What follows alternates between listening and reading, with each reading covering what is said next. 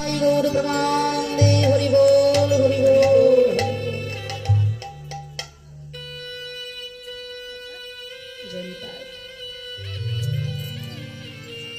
সেই সন্ন্যাসী বলছেন, বাবা কাশীধামে গঙ্গার ঘাটে এই ছোট্ট শিশুটিকে একটা ছোট্ট কুঁড়ে ঘর করে দাও। মনোযোগ দিয়ে আস্বাদন করুন। একটা ছোট্ট কুঁড়ে ঘর করে দাও। কেন জানো? এই কাশীধামে গঙ্গার ঘাটে অনেক বৈষ্ণব অনেক সাধু আসবেন স্নান করতে গঙ্গায়। তো যখনই সাধু দেখবে, যখনই বৈষ্ণব দেখবে, তার দুটি চরণ জড়িয়ে ধরে যেন প্রণাম করে নেয়। বৈষ্ণবের চরণ ধোলায়, সাধুর চরণ ধোলায় হয়তো জীবনে কিছু পরিবর্তন হলেও হয়ে যায়। তাই একটা বছর ধরে ছোট্ট শিশুটা গঙ্গার ঘাটে যাকেই দেখে তারই দুটো চরণ জড়িয়ে ধরে প্রণাম করে। গোনা দিন ধীরে ধীরে ফুরিয়ে আসছে। এক বছর পূর্ণ হতে আর মাত্র 3টে দিন বাকি। আর মাত্র 3টে দিন পরমায়ু। 5 বছর পূর্ণ হলেই পরমায়ু শেষ। আর মাত্র 3টে দিন বাকি। কালক্রমে সপ্ত ঋষি কাশীধামে ওই গঙ্গায় স্নান করার জন্য এসেছে। শিশু জানে না সপ্ত ঋষির দুটো চরণ জড়িয়ে ধরে প্রণাম করেছে। যেই না প্রণাম করেছে, সপ্ত ঋষি বলে উঠলেন, চিরঞ্জীবী ভব।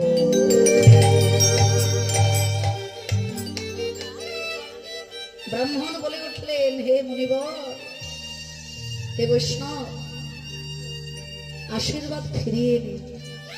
কেন না? এই ছেলেটির মাত্র 3টে দিন পরমায়ু, আর আপনি বলছেন চিরঞ্জীবী ভব। হ্যাঁ, মুনি ঋষির বাক্য তো কখনো বিফলে যেতে পারে না। আশীর্বাদ যখন করেছি, শিশুটিকে আমার সঙ্গে দিয়ে দাও, ওকে আমাদের সঙ্গে দিয়ে দাও, দেখি কিছু বিহিত করা যায় কি, দেখি কিছু করা যায়। সপ্ত ঋষি ওই ছোট্ট শিশুটিকে সঙ্গে নিয়ে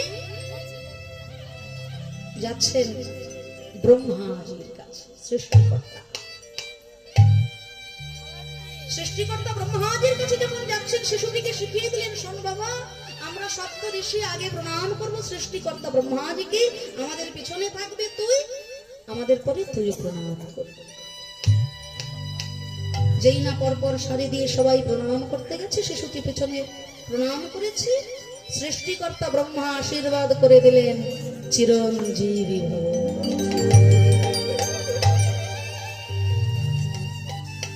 সপ্ত ঋষি বলে উঠলেন, হে সৃষ্টিকর্তা, গতকাল বিপদে পড়েছিলাম আমরা, আর আজকে বিপদে পড়লেন আপনি। হ্যাঁ, কেন বিপদ?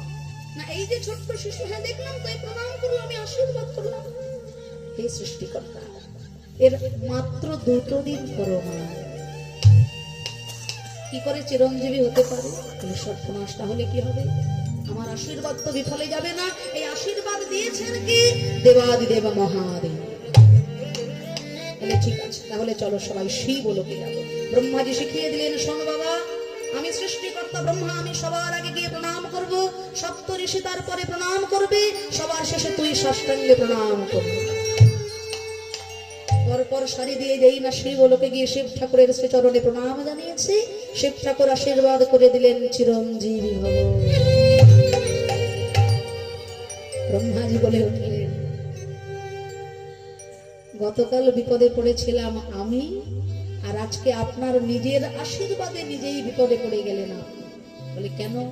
না এই যে ছোট্ট শিশু, 5 বছরের পরমায়ু দিয়ে একে আপনি পাঠিয়েছিলেন জগৎ সংসারে, আজ সন্ধ্যাকালে এর পরমায়ু শেষ হয়ে আসছে, আর আপনি আশীর্বাদ করলেন চিরঞ্জীবী ভব। তাহলে এখন উপায় কি? আমার আশীর্বাদ তো বিফলে যেতে পারে না। আমার পাশে বস, করতালি দিয়ে চোখের জলে রাম নাম জপ কর, একমাত্র নামই পারে তোকে রক্ষা করতে, নামে নামই পাওয়া যায়। শিশুটি নাম নাম জপ করছে। ধীরে ধীরে সারাদিন ঘুরিয়ে সন্ধ্যা নেমে আসবে, এমন সময় স্বয়ং ধর্মরাজ এসে দাঁড়িয়েছেন দরজায়।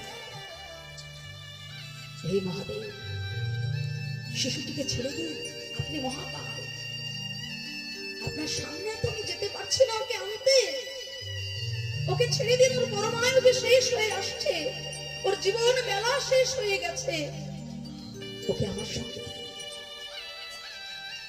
শিব ঠাকুর বললেন, শিশুটির পরমায়ু কত ছিল? না, আপনি তো দিয়েছেন 5 বছরের পরমায়ু। বলে, যে 5 বছরের পরমায়ু দিয়েছিলাম শিশুটিকে, সেটা তোমার হিসেবের 5 বছর না আমার হিসেবের 5 বছর? এটা জেনে আসা দরকার ছিল। ব্যাপারটা কি? আপনার হিসেবের 5 বছরটা কিরকম একটু বুঝিয়ে দিন। বলে, তাহলে বছর সত্য, ত্রেতা, দ্বাপর, কলি 4 যুগ মানি, 4 যুগ মধ্যে 1 দিব্য যুগ গণি, 71 দিব্য যুগে 1 মন্বন্তর, 14 মন্বন্তর ব্রহ্মার দিবস ভিতর। সত্য, ত্রেতা, দ্বাপর, কলি 4 যুগকে নিয়ে হয় একটা দিব্য যুগ, সেরকম 71 খানা দিব্য যুগ নিয়ে হয় একটা মন্বন্তর, সেরকম 14টা মন্বন্তর নিয়ে হয় ব্রহ্মার একদিন এক রাত। সেই পরমায়ুতে সৃষ্টিকর্তা ব্রহ্মা 10 বার মৃত্যুবরণ করবে, 10 বার জন্ম পাবে, তবে হবে আমার একদিন। ব্রহ্মার পরমায়ুতে ব্রহ্মা 10 বার মৃত্যুবরণ করবে, 10 বার জন্মগ্রহণ করবে, তবে হবে আমার একদিন। আর আমার সেই একদিনের আয়ুতে 5 বছর আয়ু দিয়েছে শিশু।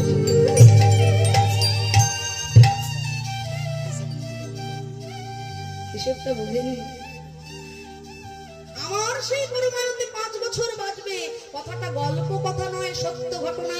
সেই শিশুটি বৈষ্ণবের আশীর্বাদ মাথায় নিয়ে হয়েছিলেন মার্কণ্ডেয় ঋষি।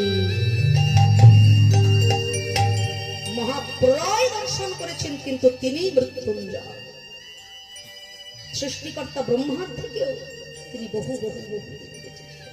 শিব ঠাকুরের পরমায়ুতে 5 বছর। এই হলো বৈষ্ণবের কৃপা। বৈষ্ণবের চরণে যদি হয় অপরাধ, কোটি জন্ম ভজনেতেও পড়ে যায়। বা তাই তো ভবিষ্ঠ পদকর্তা বলছে, ভাই আর যাই করো না কেন, বৈষ্ণবের চরণ ধরা গ্রহণ করো। আহা বৈষ্ণবের পদ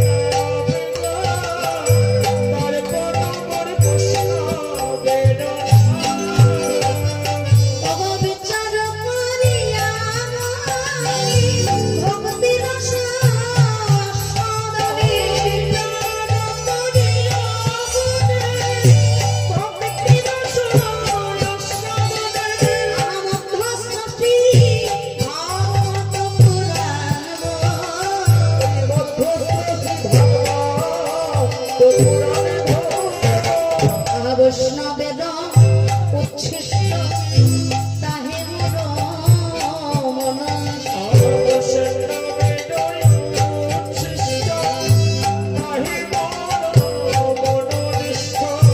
আমাদের একটু জেনে নিতে হবে যে বৈষ্ণবের গুণগান আজকে আমরা গাইছি, যেহেতু আজকের লীলাটা বৈষ্ণব অপরাধ নিয়ে, বৈষ্ণবের চরণে অপরাধ করলে কি হয় সেই অপরাধ ভঞ্জন লীলা আজকে আমরা আস্বাদন করব।